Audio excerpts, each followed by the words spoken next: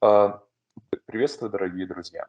Давненько не выходил к вам с беседами и интервью интересных собеседников, а между тем вал событий, происходящих вокруг нас, такую нужду создает. Сегодня у нас в гостях Роман Химич. Он известный украинский эксперт во многих областях, но сегодня он будет выступать у нас прежде всего как исследователь конфликтов в Центральной и Восточной Европе. И по ходу беседы вы поймете, почему именно он. В чем состоит центральная тема нашей сегодняшней с ним беседы? Это фундаментальные сдвиги, тектонические разломы, которые происходят внутри Европейского Союза, в частности, между Германией и Польшей. Последние месяцы вы видели последовательно, можно сказать, рост конфронтации между этими двумя столпами европейской системы и всей архитектуры безопасности. И не совсем понятно, точнее, многим зрителям, я думаю, будет интересно понять, какие глубинные причины стоят за этим расколом. Роман является одним из авторов, возможно, единственного русскоязычного обзора так называемого Just Act. Это законодательный акт, принятый 3 года назад в США в защиту имущественных прав жертв Холокоста. И с этой точки зрения, наверное, он является одним из самых компетентных экспертов по вот юридической стороне того вопроса, юридической стороне той атаки, которую Польша пытается осуществить в адрес Германии. Со своей же стороны я, как всегда, предложу некую более стратегическую, философское видение происходящих событий, которое объясняет, почему то, что мы наблюдаем, происходит именно сейчас. Но в рамках нашей дружеской беседы посмотрим, как дело пойдет. Обращаю внимание то, что беседа, поскольку именно посвящена европейским делам, может быть интересна в том числе и нашим нерусскоязычным зрителям, и к видео будут сделаны субтитры на русском, на английском и на немецком языках, поэтому если беседа вам понравится, если беседа вам зайдет, не стесняйтесь распространяться ее среди нерусскоязычной аудитории. Извините за такую длинную преамбулу, но лучше, как сказать, поздно, чем никогда. Давайте начнем, Роман. Добрый день. Сразу сделаю значимую для меня поправку. Я не занимаюсь именно юридическими аспектами этого вопроса. И я не юрист-международник. Я рассматриваю все, что я рассматриваю, из очень специфического ракурса. Дело в том, что я зарабатываю себе на жизнь как консультант на рынке телекоммуникаций, и вот за 18 лет, которые я этим занимаюсь, значительную часть моей деятельности составляет сопровождение разного рода конфликтов. Столкнувшись с тем, что современная конфликтология не предлагает ответов на актуальные для меня вопросы, мне пришлось разработать собственные подходы. Они зафиксированы в нескольких статьях. Могу посоветовать свою статью, которая называется «Прикладная модель субъектности». Она переведена и на английский язык. То есть я не про формально-правовые аспекты, формально-правовые аргументы меня, как правило, не интересуют, потому что конфликты в реальных конфликтах, они играют незначительную роль, пиар-сопровождение, грубо говоря, неких формальных обоснований. Занимаясь прикладной конфликтологией, и руководствуясь своим гражданским темпераментом, несколько лет назад я начал изучать конфликты в регионе Центральной и Восточной Европы, а именно конфликты между Украиной и ее западными соседями. Это Польша и Венгрия. И есть у меня тематический ресурс, называется «Похищение Восточной Европы». Там собраны материалы, которые у меня накопились за эти годы. И через изучение проблематики конфликтов в Центральной и Восточной Европе я несколько неожиданно для себя вышел на проблематику реституции. Реституции именно собственности имущества частных лиц, которые стали жертвами событий прошлого века, Второй мировой войны в первую очередь. Мне пришлось погрузиться в этот материал. Как раз так получилось, что администрация Трампа очень сильно выступила со своим этим Just Act. В двух словах, в 2000... Давай сначала слушателям объясним, давай с самого начала, для тех, кто не знаком, в чем состоит, собственно, проблема, пазл, если угодно, сюжет. То есть. Вторая мировая война, как величайшая катастрофа в европейской истории, вот в этом условном длинном 20 веке, которая сейчас, вот это век, который завершается прямо на наших глазах, она неизбежно ведет к краху всего послевоенного порядка, основой которого стала так называемая Ялтинско-Потсдамская система мироустройства, а Хельсинские соглашения просто ее развили, стали своего рода надстройкой. Фундаментальный момент, что Вторая мировая война сопровождалась не только гибелью десятков миллионов людей, но и грандиозным переделом собственности, в том числе собственности частных лиц. И вот момент, о котором, как выяснилось, до сегодняшнего мало кто помнит. Миллионы человеческих существ, они не сгинули без следа в печах крематориев, в расстрельных рвах, они оставили после себя вполне ощутимый материальный след. Огромное количество собственности всех видов. В связи с обстоятельствами, о которых мы вот сейчас будем подробно говорить, а именно крах советского блока, исчезновение Советского Союза как одного из гарантов вот этого послевоенного порядка, вся эта проблематика, она просто опять вылазит на поверхность, она актуализируется. Польские претензии Германии – это всего лишь элемент масштабной тенденции, содержанием которой является ревизия итогов Второй мировой войны.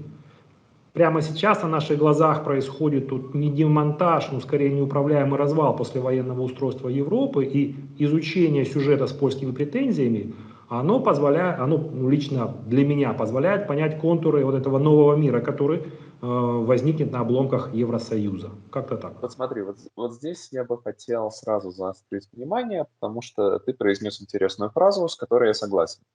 Обломки Европейского Союза. Наверное, надо подчеркнуть, что для большинства наших слушателей это может звучать крайне резко и крайне неожиданно, потому что сама идея о том, что Европейский Союз как конституциональное объединение в том виде, в котором мы его знали последние 30 лет, завершает свое существование, пока еще не стало, скажем так, частью мейнстримного анализа. Между тем, этот факт самоочевиден. Европейский Союз был частью именно всего поствоенного, постъядерного устройства. Его триумф совпал с распадом Советского Союза, когда он, по сути, заполнял вакуум и пустоту на месте Организации стран Варшавского договора, но при этом всегда, и это подчеркивал в своих лекциях, меня смущало отсутствие у Европейского Союза сколь-либо ощутимой стратегической, я бы сказал, философской компоненты. Если совсем упрощать, гениальная в кавычках идея европейской коалиции стояла в том, что мы Европа. То есть она по определению была тавтологической. У нее не было ни особого стратегического измерения, что, собственно, именно мы хотим строить, какими ресурсами мы готовы это строить, как мы готовы это воплощать действительно в дальнейшем, как мы готовы бороться с кризисами. И факт нынешней войны показывает то, что к ней Европейский Союз как институт и как организация был совершенно не готов. Он не готов к ней до сих пор. За все прошедшие месяцы не выработано никакого стратегического видения. И в этом контексте, я думаю, не будет преувеличением сказать, что многие игроки внутри Европейского Союза начинают задумываться о будущем после него. И Польша здесь является, на мой взгляд, одним из самых активных игроков. Для меня главное, скажем так, главное измерение текущего вопроса, которое интересно мне, которое я буду затрагивать в сегодняшней беседе, сам факт наличия вот этого польского ревизионизма, польских претензий Германии, которые были бы немыслимы еще 5 лет назад, но которые сейчас подчеркнуто наглой, подчеркнуто недипломатической форме выдвигаются. И это скорее говорит именно о том, что Польша пытается играть на мир после распада Европейского Союза, на раскол, если угодно, Европейского Союза. И главным источником потенциальных для себя благ она видит именно ресурсы Германии. Это понятно, потому что Европейский Союз в нынешнем виде, по сути, это 4-я версия Германской империи. С экономической, например, точки зрения. Но это такое философское вступление. Я просто хотел бы подчеркнуть, вот это не... Очень сложно, особенно для страны, которая в Европейский Союз стремится, понять, что самые дальновидные игроки внутри Европейского Союза уже думают о мире после него. И вот этот момент надо было подчеркнуть. Продолжай, пожалуйста. Давай введем представление о восточноевропейском ревизионизме. В контексте беседы, я полагаю, стоит понимать под ним идейно-политическое течение, основанное на представлении о необходимости, возможности и моральности пересмотра итогов Второй мировой войны. Восточноевропейский ревизионизм возник, институционализировался и стал доминировать в Центральной и Восточной Европе, в регионе ЦВЕ, после распада Советского блока в 1989 году. Важный момент, что было бы ошибкой рассматривать восточноевропейский ревизионизм как нечто сугубо субъективное, как нечто движимое там, чьей-то индивидуальной волей, неважно, злонамеренной, моральной. Ну, я лично исхожу из того, что восточноевропейский ревизионизм есть естественное, логичное и неизбежное следствие исчезновения советского блока. Собственно говоря, крах СССР и положил начало и стал ключевым объективным фактором ревизии послевоенного устройства Восточной Европы. Важно понимать, важно держать в уме, что Восточная Европа в ее нынешнем виде, она сложилась, то есть границы, этнический состав, они сложились как результат решений союзников. Как только исчез советский блок в лице организации Варшавского договора и СЭФ, запустились процессы, восстановили свой независимый статус полдюжины европейских государств, включая Украину, Беларусь, именно статус самостоятельных и независимых, Украина, Беларусь, страны Балтии, Молдова. Распалась Югославия с кровью, распалась Чехословакия бескровно, но распались. То есть фактически ревизия послевоенной системы, она на европейском континенте давно происходит. И в следующем, и в прошлом году исполнилось, не в прошлом, 89-й год. Уже 33 года она происходит. Как проявляет себя восточноевропейский ревизионизм? Наиболее известным аспектом, проявлением является концепция жертвы двух тоталитаризмов, то есть отождествление советского и нацистского режимов, коммунизма и нацизма. В рамках этого подхода пакт Молотова-Риббентропа, в общем, весь этот дискурс, это, собственно, и он и возник, развился и является идеологической основой восточноевропейского ревизионизма. То есть, И вот это тонкий момент. Я да. хочу подчеркнуть, я это подчеркивал в нескольких своих предыдущих беседах, то, что вот этот дискурс жертвы двух тоталитаризма имеет несколько неочевидных особенностей. Во-первых, первая особенность то, что он направлен против Западной Европы не меньше, чем он направлен против России. Потому что вся политика памяти, которая развивалась в западноевропейском контексте на протяжении если угодно, после окончания Второй мировой войны, она строилась на идее, даже, я бы сказал, принятия собственной ответственности за преступление, недопущение. Это был интегративный, это был культурный проект, направленный на общее преодоление вот этой некой общей европейской трагедии. И Германия, собственно, вся политика памяти Германии, особенно с 60-х по 2000-е годы, она развивается именно в этом ключе. И именно в рамках этой политики были сделаны максимальные шаги по сближению между Россией и Европейским Союзом. Если мы помним начало 90-х, осуждение России пактом Молотова-Риббентропа, принесение извинений, огромное движение в политике памяти происходили именно на пути интеграционном. В это же время концепция истории, которая развивалась именно восточноевропейскими элитами, я сейчас даже опущу момент, насколько она исторически оправдана, потому что если мы говорим о жертве двух тоталитаризмов, может быть, поднимем потом вопрос о том, где вопрос об ответственности восточноевропейских государств в межвоенный период за режим санации того же Пилсудского. Тут, скажем так, исторически тема гораздо более сложна и тоньше, чем она представляется в рамках этой концепции. Но что важно, что когда, будучи внесена в публичный дискурс, вот эта идея уравнивания советского и нацистских режимов, она стала на самом деле одним из тех самых первичных камней преткновения на пути проекта «Большая Европа», в рамках которых предполагалась конвергенция, интеграция всего пространства Европейского Союза, бывших стран Варшавского договора и Российской Федерации. И здесь можно сказать то, что именно восточноевропейские страны решили сыграть своеобразную шахматную партию. Не знаю, насколько осознанно или нет, гамбит, насколько у них было стратегическое представление, в рамках которых они были готовы разрушить, по сути, вот эту возможность большого глобального пан-европейского проекта ради собственных целей, задач и амбиций. в рамках своего рода попытка перехватить лидерство над западноевропейскими странами, причем не за счет экономической, потому что экономически они находятся в полной зависимости. Это надо понимать. В рамках Европейского Союза страны Восточной Европы являются странами субсидиантами, их субсидируют.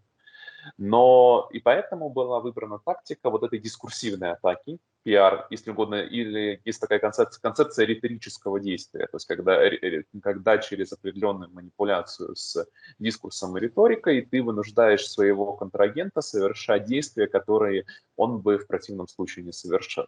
И вот это развивалось на протяжении примерно 20 лет, как я понимаю, именно по инициативе восточноевропейских государств. Но вот этот конфликт, который между Восточной и Западной Европой имплицитно был заложен вот этим дискурсом о жертве двух тоталитаризмов, он долгое время оставался немножко в тени.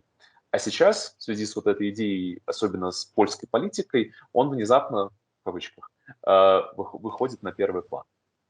Да, совершенно согласен. Он эксплицируется, причем, что интересно для меня, предсказать, как он будет развиваться, невозможно. Чуть позже, когда мы перейдем к обсуждению возможных сценариев развития этого конфликта, мы затронем как вопрос, как могут играть немецкие элиты против Польши.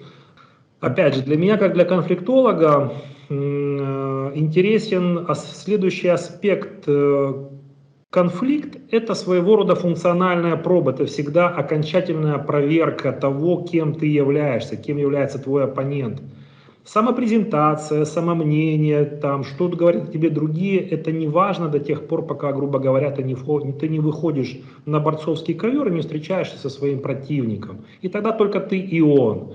Я не сомневаюсь, что, то есть я вижу, опять же, есть много характерных признаков того, что в данном случае обе стороны питают много иллюзий относительно себя, своих позиций. Но вот сейчас, похоже, пришло время им проверить и выяснить, кто есть кто.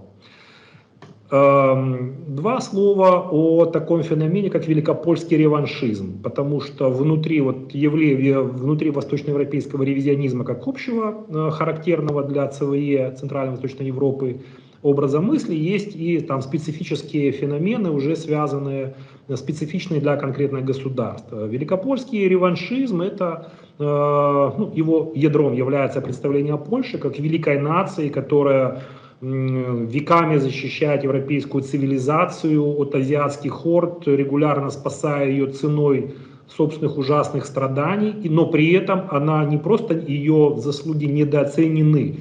Польша занимает совершенно неподобающее ее заслугам место. То есть великопольский реваншизм, он выдвигает задачу возрождения Польши как воистину великой во всех отношениях нации, которая внутри... Море до моря. Да, от моря до моря, которая должна иметь намного большее влияние на происходящее на европейском континенте, может быть даже решающее. То есть не надо удивляться, есть внутри польского политикума, внутри польского общества люди, которые абсолютно серьезно считают, что почему бы и нет, и Польша может быть новым лидером Европейского Союза в целом, вместо Германии, да. Откуда и возникает идея пододвинуть Германию, задвинуть ее на подобающее ей второе-третье место и занять его. Характерными чертами великопольского реваншизма являются, в частности, прометеизм, миссионизм, несколько даже такого обескураживающего свойства. Я немножко напомню слушателям, сейчас объясню, немножко добавлю контекст. Надо понимать, что если для тех, кто не знает немножко о польской истории. Во-первых, это было свойственно это Польше было свойственно в том или ином виде всегда. Во времена Речи Посполитой вот это представление о себе самом как о неком форпосте истинного христианства, в важный момент, на фоне границы с варварами, составляло одну из основных, скажем так, идентичностей шляхетской элиты. Более того, иногда это доходило до таких абсурдных вещей, что шляхетская элита считала себя потомками сарматов, а обычных польских крестьян потомками, по-моему, гуннов или кого-то. В общем, проводилась даже вот такого, скажем так, спекуляция на тему того, что эта особая роль уходит на глубину тысячелетий. Изменилось это после трех разделов Польши, как раз Германии, Австрии и Российской империи. И польский национализм современного вида стал, конечно, формироваться в веке XIX. И тогда как за его основу была взята ни много ни мало, библейская книга Исхода. Именно тогда все ведущие польские идеологи польского возрождения прямо отождествляли польский народ с новым Израилем, задача которого пройти через, там, не знаю, пустыню, выйти из рабства и построить новую землю обетованную. И вот это, если угодно, польское самоощущение как народа избранного, то есть оно никуда не девалось со времен Средневековья, прошло, несмотря на период безгосударственности длиной примерно 150 лет, и, как мы видим, продолжает вдохновлять, ну, скажем так, польские элиты. То есть это немножко для контекста. Да, а прометеизм – это уже частный, более внутри вот этого польского мессианства традиционного. Прометеизм – это представление о том, что именно Польше суждено принести свободу народам к востоку, украинскому, белорусскому. Если не ошибаюсь, сформировалось как течение в 20-х годах прошлого, ну, то есть в межвоенный период, когда Польша позиционировала себя как, опять же, снова очень привычное, традиционное для поляков представление себе как о восточном форпосте, бастионе европейского мира перед вот этими там азиатскими безбрежными пространствами. Содержанием польского реваншизма сейчас являются в первую, проявляется это сейчас как требование, уже ожидание, даже требование намного большего влияния и веса в европейских делах, это претензия на лидерство в регионе Центрально-Восточной Европы, это активнейшее участие разного рода региональных инициатив, открытое продвижение американских и британских интересов в Евросоюзе и в том числе целенаправленные атаки на Германию во всех плоскостях: символической, репутационной, экономической, политической и прочих. Это крестовый поход против второго Северного потока и всей сразу экономической политики ФРГ в Евросоюзе, которая польскими элитами клеймится как безответственная, близорукая, ну и в конечном счете как политика, которая привела вот к военной катастрофе сейчас. Ну вот, вкратце, я думаю, эти представления мы таким образом... То есть вот это такая философская база внутри польской элиты. Да. И, соответственно, можем перейти к мясу. В чем, собственно, заключаются польские претензии? Что, собственно, на что они рассчитывают де-факто? И, можно сказать, насколько эти ожидания реалистичны? Если они не реалистичны, то почему они между тем все равно выдвигаются? Да, я все-таки, наверное, к предыдущему разделу добавлю, что, наверное, все-таки, ну не наверное, а точно корректно говорить о том, что это представления характерны для той части польского политикума, который находится у власти сейчас. Это ее фронтменом является Ярослав Качинский, партия «Право и справедливость». Это наиболее консервативная часть польского общества, ну и за ними они представляют наиболее консервативную часть польского общества, имеющую серьезные проблемы с ксенофобией, с гомофобией, то есть, скажем прямо, ценности которой, скорее всего, несовместимы с ценностями, которые положены в основании, например, нынешнего германского общества и политикума. То есть там имеет место очень серьезный раскол, действительно мировоззренческий, ценностный. Тема репараций обсуждается в Польше, если не ошибаюсь, с лета 2018 года, когда Ярослав Качинский, лидер партии «Право и справедливость», заявил, что его страна никогда не отказывалась от компенсации со стороны Германии за причиненный во время Второй мировой войны ущерб. Сразу еще раз выскажу свое мнение, что формально правовые основания, которые выдвигают поляки, они, на мой взгляд, неважно, каковы они, потому что в такого рода конфликтах неважно, что говорят стороны, они всегда говорят одно и то же: правда на нашей стороне, с нами Бог, мы все подумали, вот там 20 тысяч страниц юридических обоснований. конфликты протекают в другой плоскости, и этот конфликт также будет протекать в другой плоскости, ну, это мое мнение. Тональность официальных коммуникаций польской стороны не оставляет у меня сомнений в ее намерениях. Они сводятся к тому, чтобы нанести максимальный ущерб символическому капиталу ФРГ.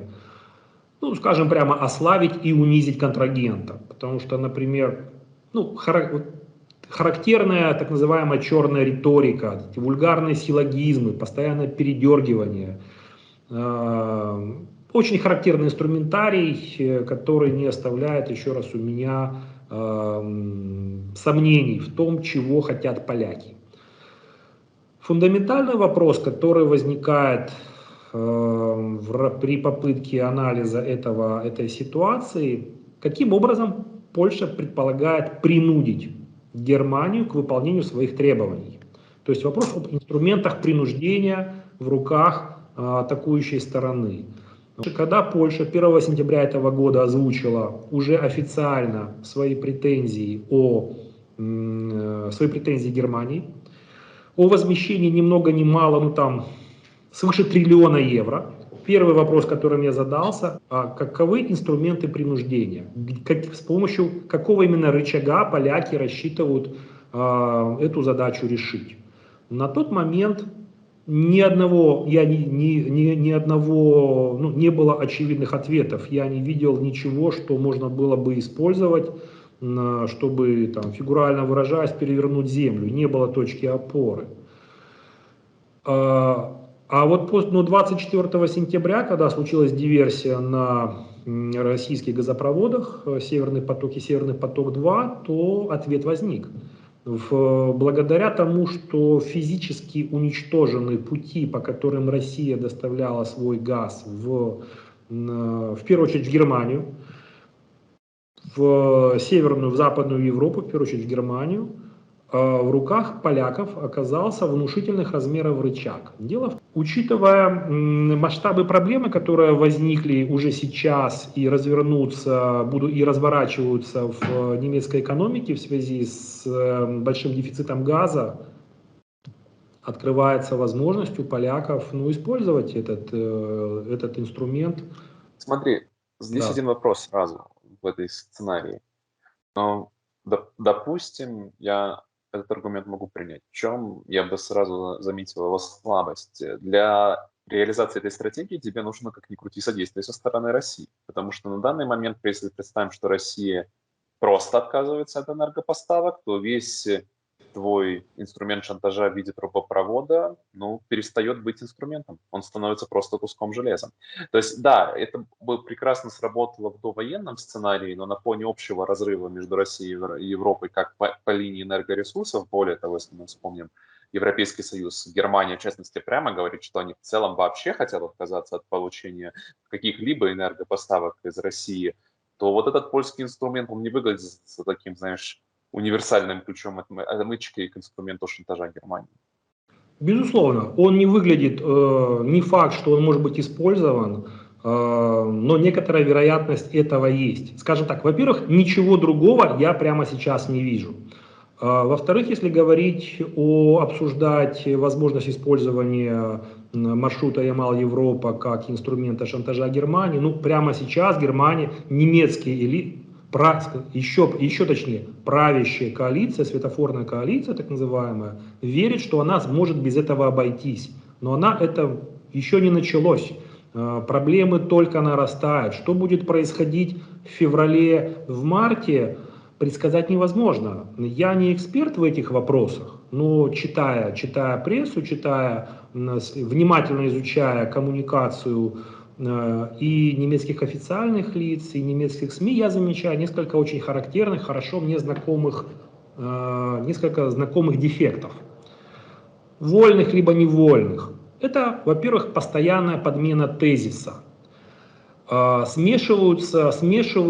время смешиваются между собой, отождествляются такие вопросы, как: первое, доступность газа для домохозяйств и доступность газа для предприятий, для индустрии, для промышленности. Второе, физическая доступность и доступность ценовая.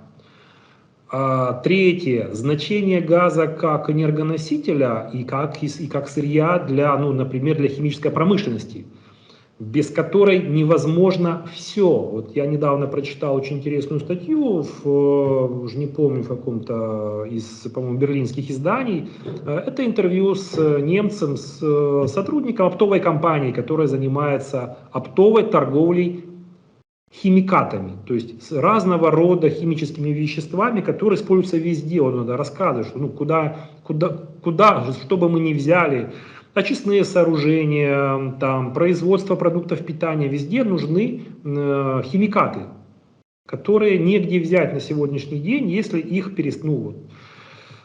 То есть мы живем в мире с очень высокой связанностью, где цепочки, пресловутые цепочки поставок, они очень длинные, они часто совершенно не очевидны ни для кого, кроме тех, кто этим занимается каждый день. И мнение этого человека, что похоже и власти, и эксперты, и там комментаторы просто, ну, они не в курсе того, насколько все связано, и исчезновение какой-нибудь там каустической соды, прекращение ее производства в Германии означает кучу, в том числе катастрофических последствий в самых разных частях общественного организма. То есть я это к тому, что масштабы проблем, с которыми столкнулась Германия, мы еще даже не можем оценить, они станут понятны по мере развития времени. С этим тезисом я абсолютно согласен, и чуть позднее еще о нем скажем. Мой контраргумент был все-таки скорее в немножко другую сторону.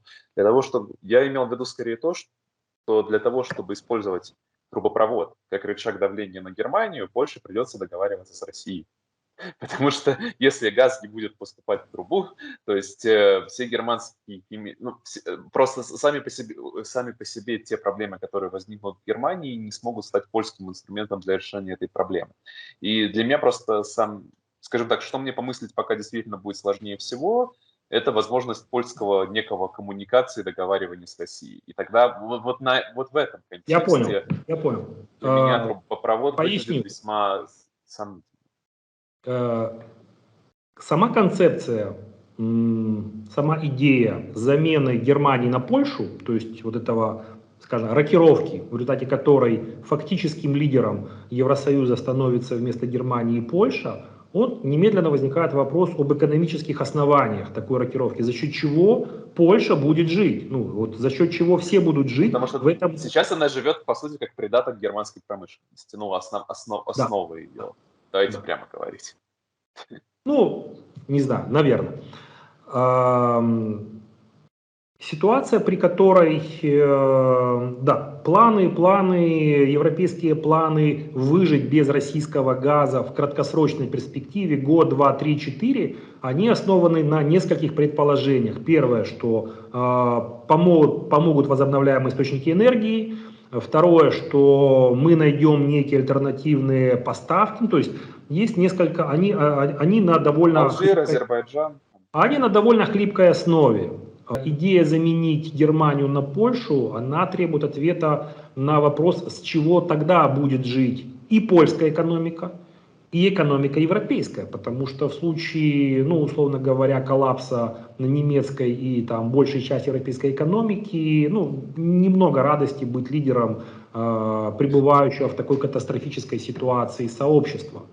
То есть я могу предположить, что есть планы реализации сценария, при котором восстанавливается в том или ином виде взаимодействие с Россией, восстанавливается, по крайней мере, на некоторое время, там, в среднесрочной перспективе снова идет поток газа из России, поток энергии, сырья из России.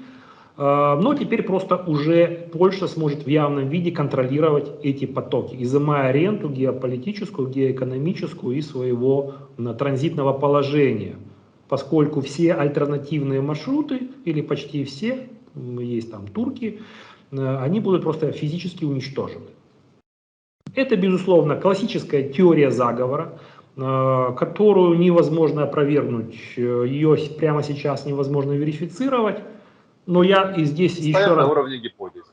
Да, это как гипотеза, потому что я возвращаюсь к своему самому первому тезису. Никаких других инструментов принуждения Германии к такого рода ну, к тому, чтобы взять и отдать там 1,5 триллиона евро, я пока не вижу.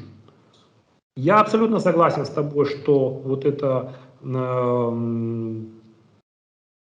есть, да, есть механизмы, и они уже доказана возможность эмоционального шантажа, некоторых форм вот этого дискурсивного принуждения, но все-таки 1,5 триллиона это 1,5 триллиона. Нет, нет, я согласен, что в данном контексте, именно в краткосрочной перспективе, я скорее вижу здесь, ну, мой анализ просто, что это заявка. Пока что это именно заявка на новый статус. Я это рассматриваю прежде всего именно как статусное заявление.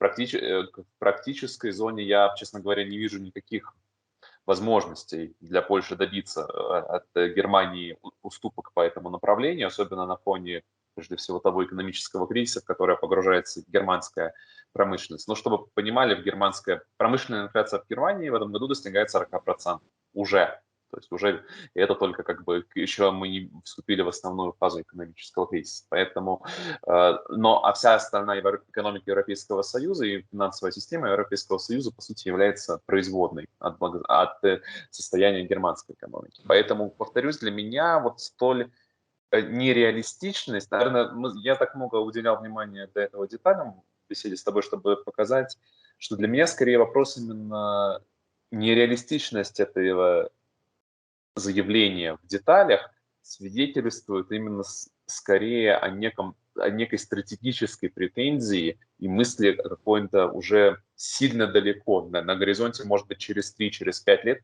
повторюсь, о каком-то совсем радикально ином сценарии будущего. И для меня здесь скорее ценнее сам факт наличия этого заявления, потому что, повторюсь, если мы рассматриваем сценарий, при котором Европейский Союз сохраняется в том виде, в котором он или продолжает тенденции того развития, в котором он был последние 30 лет в особенности, это заявление не только немыслимо, оно еще и бессмысленно. То есть для меня единственная объяснительная, скажем так,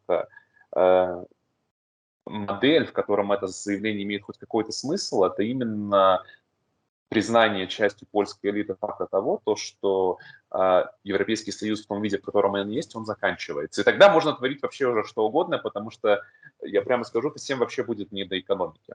Здесь скорее будет даже для меня потенциально интереснее вопрос о военной составляющей Польши. Польша как одного из, несмотря на то, что с точки зрения экономики она далеко не центр Европейского Союза, с точки зрения ее военных ресурсов это одна из самых сильных армий, надо понимать. Польша сохраняет Многочисленных, да.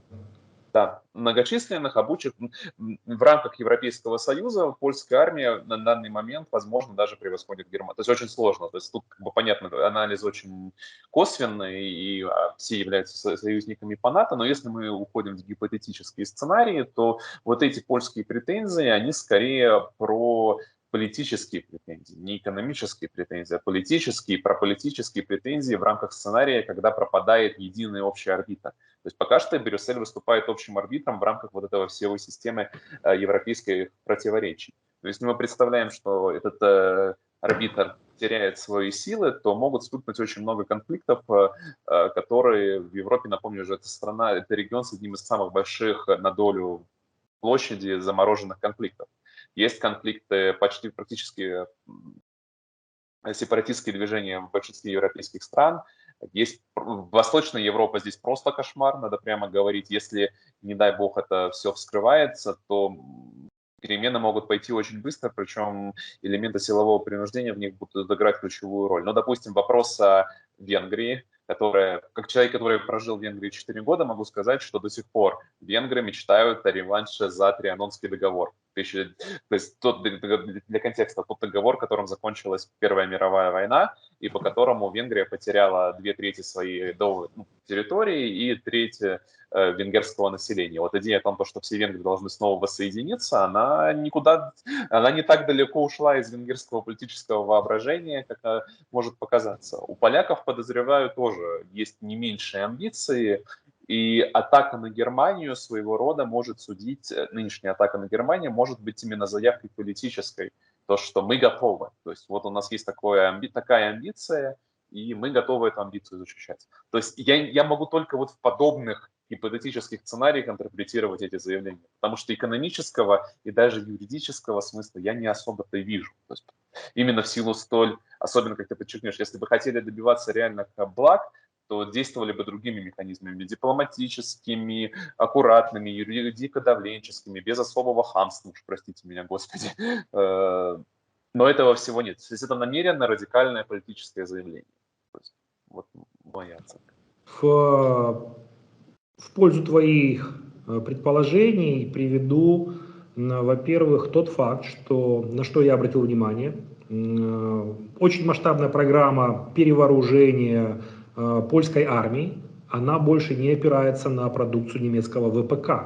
Поляки согласовали огромные закупки вооружений уже не только в Штатах, но и внезапно в Южной Корее. То есть даже истребители, то есть авиация, это очень интересный факт. То есть поляки диверсифицируют свою вот эту материально-техническую основу, базу своих вооруженных сил, причем так, чтобы не зависеть теперь еще и от Штатов напрямую. Это интересный сигнал, в который вполне вот укладывается в твое предположение о серьезных амбициях и желании подкрепить их при необходимости вооруженной силой. Это первое. Ну и второе, то, что вот эта польская характерная риторика, очень агрессивная, далеко за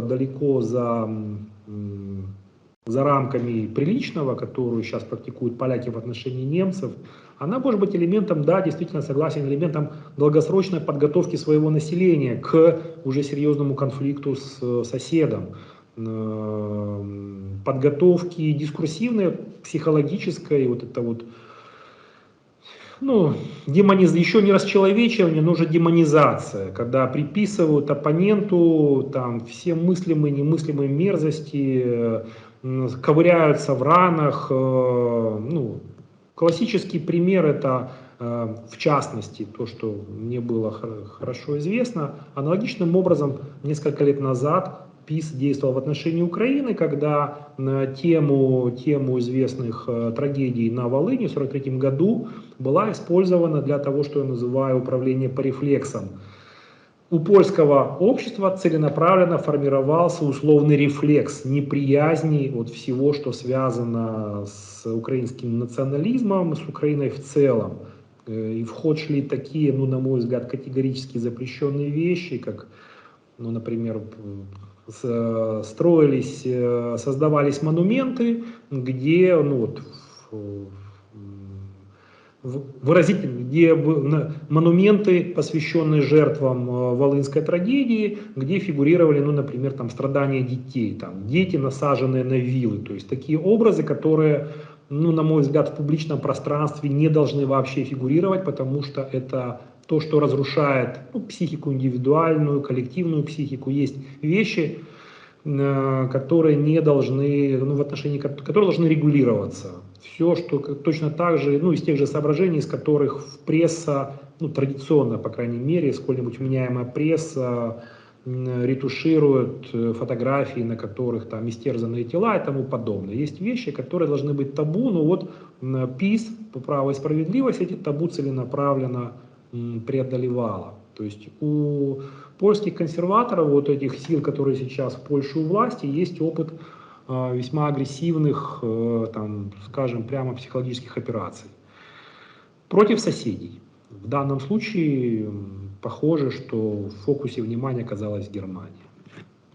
Давай тогда немножко перейдем на другую сторону, да. Посмотрим, что мы видим в Германии. Я прямо скажу, я, скажем так, сформулирую свое представление, а ты скажешь свое мнение как человек, который с германским контекстом тоже знаком уже, можно сказать, изнутри.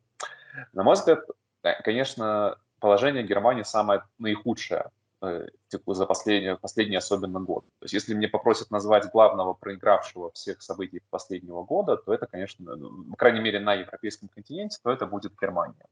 Страна, причем в очень неудачный для нее политический момент, потому что последний, как бы нам не нравился, стратегически мыслящий политик Ангела Меркель в Германию ушла в отставку, и страна внутри себя погрузилась в период, ну, если угодно, внутреннего межвремени, когда приходят только функционеры без стратегического видения. То есть мы видим то, что несмотря на столь фундаментальный кризис, в котором Германия оказалась, до сих пор не сформулировано ни одной адекватной стратегической концепции, как Германия будет выходить из этого всего состоявшего кризиса, какие у нее есть потенциальные союзники, какие у нее есть потенциальные ресурсы, наконец, какие у нее стратегические цели. Значит, ничего этого в Германии мы не видим от слова совсем. То есть мы видим исключительно реактивное поведение, попытка тушить, как бы латать постоянно прорывающуюся старую вот эту ткань, условно говоря. Если вот такой образ, но какая цель у всего этого процесса как некого общего движения, пока мы сформулировать не можем.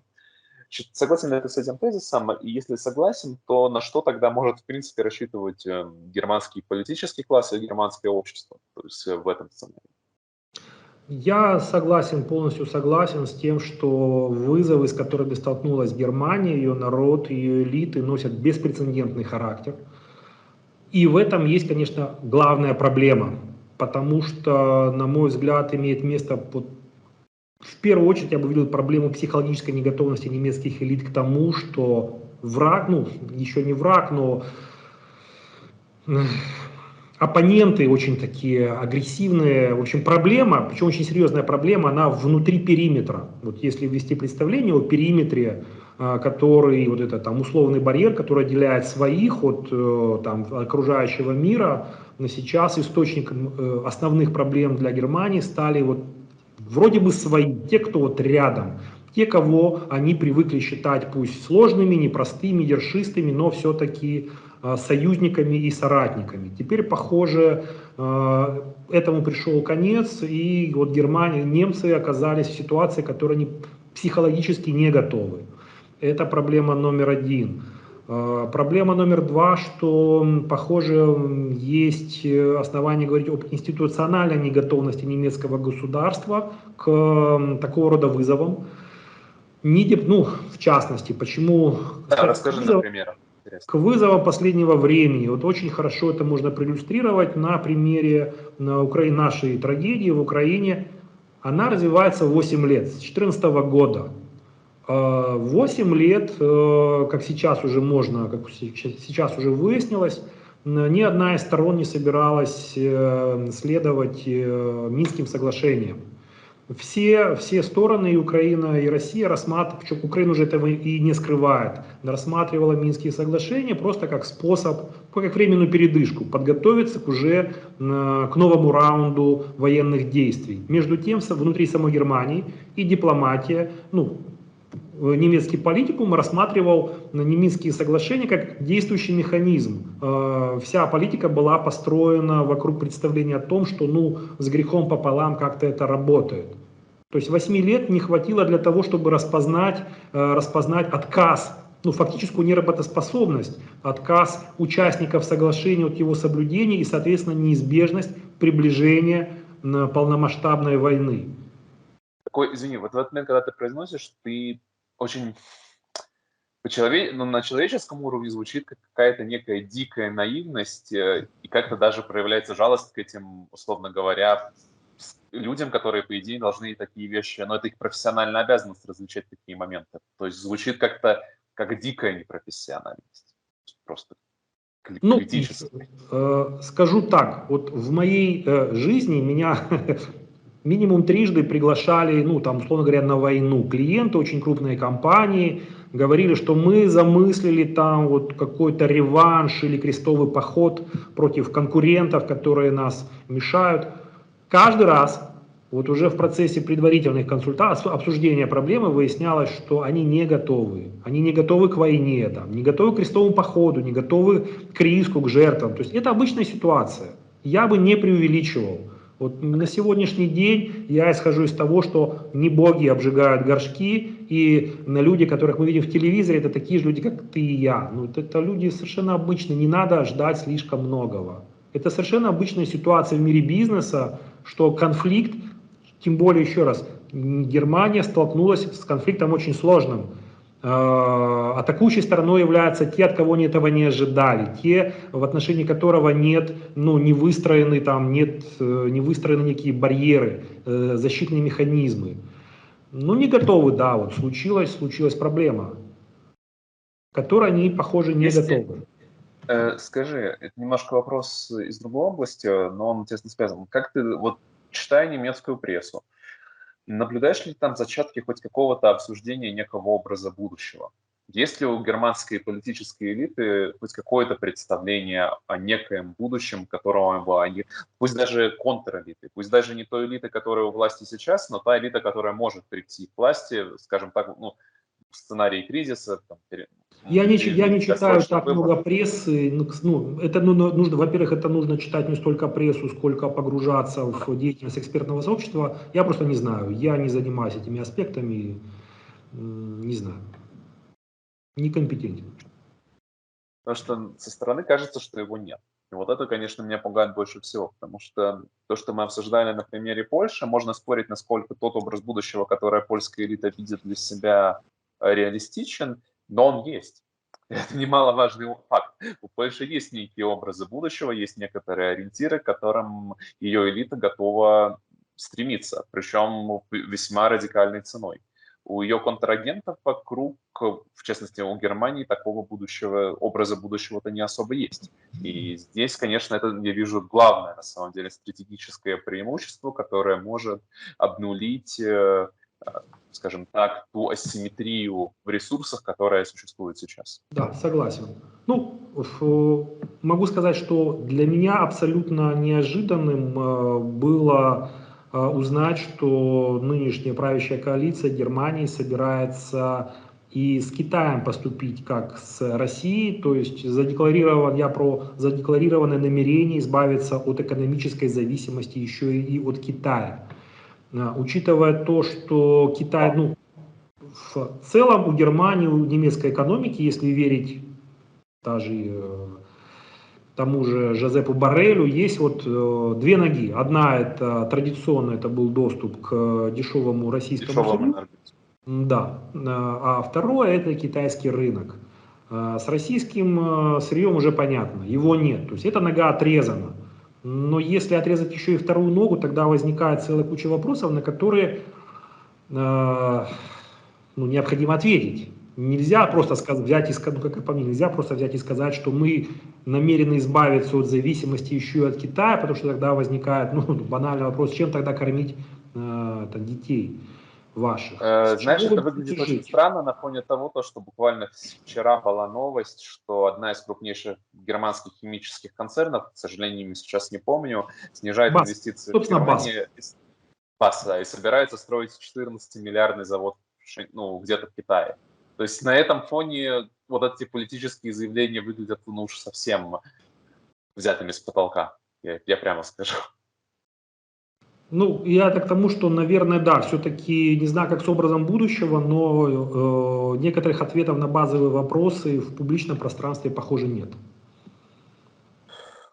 Фух, что можно сказать? Желаем удачи нашим немецким, нашим зрителям в Германии, нашим, ну и в целом германскому сообществу, потому что, к сожалению, ситуация оказывается вот прям для них еще печальнее, чем я предполагал до начала нашей беседы.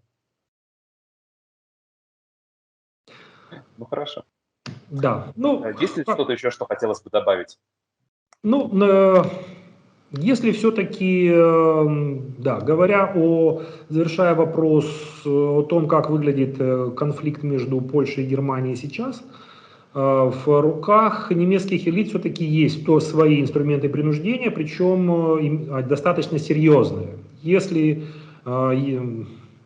Если найдутся внутри немецкого истеблишмента, не знаю, правящей коалиции, ее оппонентов, внутри элит, контрэлит, антиэлит, не знаю, люди соответствующего масштаба, то Германия, конечно, имеет возможность для эффективного сопротивления, не то что сопротивления, в общем, для эффективного отпора.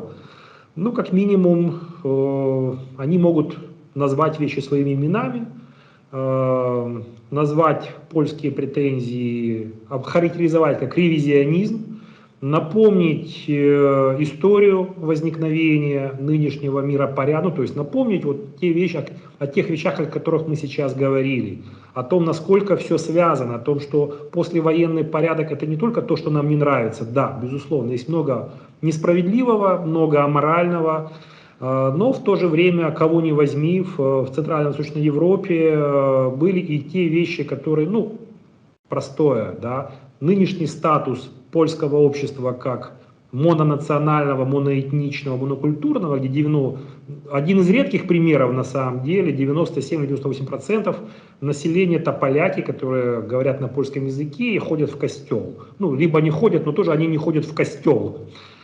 Это же не, ну, в каком-то смысле, да, это Богом дано, Нет, это но... абсолютно нетипично для Польши. Надо понимать, что большую часть своей истории Польша была абсолютно вынуждена не гомогенным и вынуждена не монорелигиозным. И, собственно, это одна из основных линий внутренних постоянных конфликтов внутри польского общества. Одна из причин, почему и произошел, ну, скажем так, и раздел, и неспособность интеграции вот этих разных культурных, разных религиозных элементов, но не украинская аудитория объяснять, как именно это происходило в польской истории. Да, для тех, кто не знает, конечно же, нынешний статус Польши в ее комфортном, на самом деле, психологическом виде, это исключительно плод действий. Двух тоталитаризмов. Да, Тех самых двух тоталитаризмов. Тех самых двух тоталитаризмов. Причем Польша здесь как бы именно находилась в очень такой сложной ситуации, потому что, с одной стороны, можно, да, говорить о статусе и роли жертвы, но, с другой стороны, вся нынешняя западная Польша – это германские территории. То есть как бы эти же самые тоталитаризмы провели, по сути говоря, этнический обмен. Ни много ни мало, когда огромная часть немецкоговорящего населения Силезия, регион Силезии конкретно, покинули регионы, где они жили тоже столетиями. То есть это гораздо более сложный вопрос, и я с тобой тоже согласен, когда вот поднимается вопрос об этих реституциях, когда совершенно для меня, например, становится непонятен статус той же Силезии. Простите, а Силезия тогда это как, вот реституировать назад? То есть это вот как вот этот весь вопрос? То есть в Я этом могу плане это сказать очень... как. Если немцы решат идти ва-банк, тогда они вправе будут поставить вопрос о реституции собственности немецкого населения, физических лиц. Не о возврате территорий, но о возмещении имущества, которое было у этих людей изъято, отобрано. Это во-первых. Во-вторых, то, что ты назвал деликатным термином этнический обмен, это были типичные этнические чистки, которые сопровождались полным набором мерзостей, без которых, ну, в общем, невозможно представить себе Вторую мировую войну, убийства, изнасилования, дети, старики, которых сжигали в амбарах. То есть немцам есть что вспомнить. Тем более, что это не какая-то седая древность, осталась масса документов, масса свидетельств. Еще живые свидетели. Да. И самое главное, на руках у немецкого населения находится масса титулов собственности. Наконец, вот этот Just Act, о котором я упоминал, он тоже может сыграть, он может быть разыгран немцами, поскольку когда я изучил этот документ, этот закон, Это американский закон, давай напомним. Это американский закон, и я в нем нашел несколько странностей, совершенно неочевидных моментов, которые никак не вытекали из заявленной в преамбуле этого закона задачи защитить имущественные права именно евреев, именно жертв Холокоста.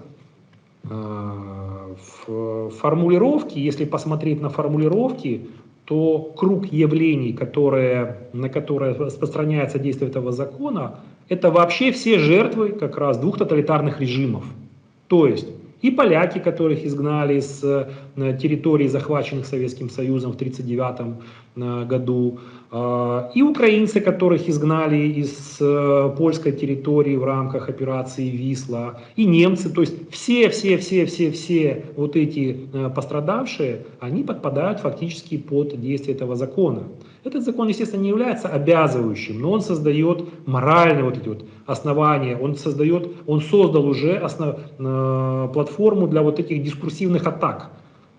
Всех против всех. Это первый нюанс, первая особенность. Вторая, Проблемы что хаос. да, да. Пытка. То есть да, при необходимости нормы этого закона могут быть использованы в рамках стратегии управляемого хаоса, когда внезапно, ну внезапно как вот, кто в Внезапно. Украине, например, кто в Украине знает о том, что или там помнит, что Украина вместе с другими восточноевропейскими странами участвовала в Терезинской, подписала Терезинскую декларацию, так называемую, приняла и согласилась, что у нее есть как минимум моральное обязательство компенсировать жертвам Холокоста их собственность. Никто не в курсе. Ну, хоть подписали и А подписали. расскажи, это в каком году произошло? Даже я не был в курсе. Ну, Я сейчас примерно. даже в 97-м надо посмотреть мою статью. У меня есть статья, называется как там, Just Acted, в которой я подробно разбираю этот закон. Вот первый, по-моему, Такой. все еще единственный на постсоветском пространстве человек, который решил посмотреть, что, чем пахнет вообще дело-то. А дело пахнет не очень хорошо.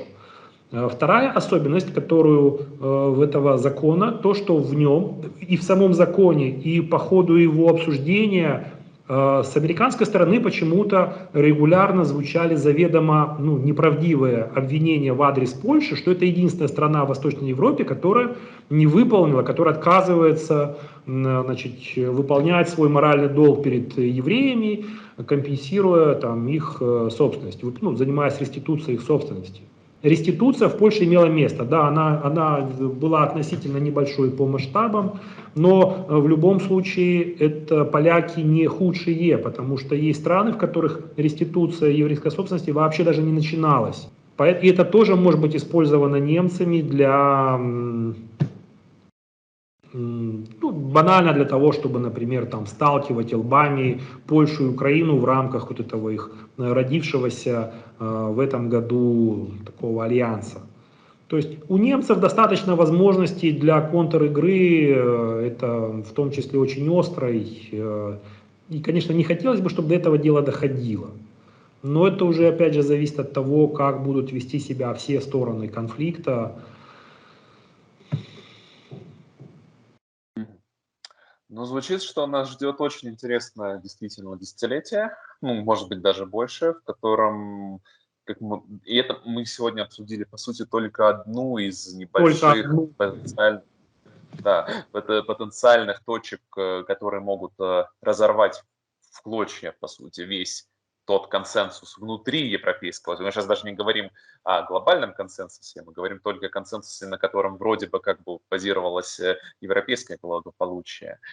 И в связи с этим, да, призываю подписываться на YouTube-канал Романа, на его Telegram-канал. То есть Роман Ну, до YouTube, у этого... меня нет YouTube-канала, он не функциональный. У меня есть несколько тематических телеграм-каналов, да, там, в которых я, в частности, Ну, посвященных, все да, ссылочки мы будем давать в да. описании. Я искренне считаю, что Роман один из наиболее честных аналитиков по именно конфликтологическим кейсам по региону, поэтому поддержите его выход в публичное пространство. Сейчас, когда, скажем так, почти вся публичная повестка строится вокруг эмоций и некого даже определенного истерического состояния, крайне важно обращать внимание на проекты, которые пытаются обращаться к логике, к разумам, к Вкратце. фактологии, к рациональной стороне. Это, прежде всего, позволит вам лучше простраивать свои собственные жизненные стратегии, хотя бы снизить зону возможной манипуляции вами, то есть, по крайней мере, с этим призывом. Оставляйте ваши комментарии к видео, ставьте лайки, повторюсь, распространяйте. Посмотрим по реакции аудитории, насколько быстро выпустим следующий эфир, потому что тем, которых мы собираемся обсудить с Романом, больше, чем одна. И берегите себя и, что называется, как всегда, до новых встреч.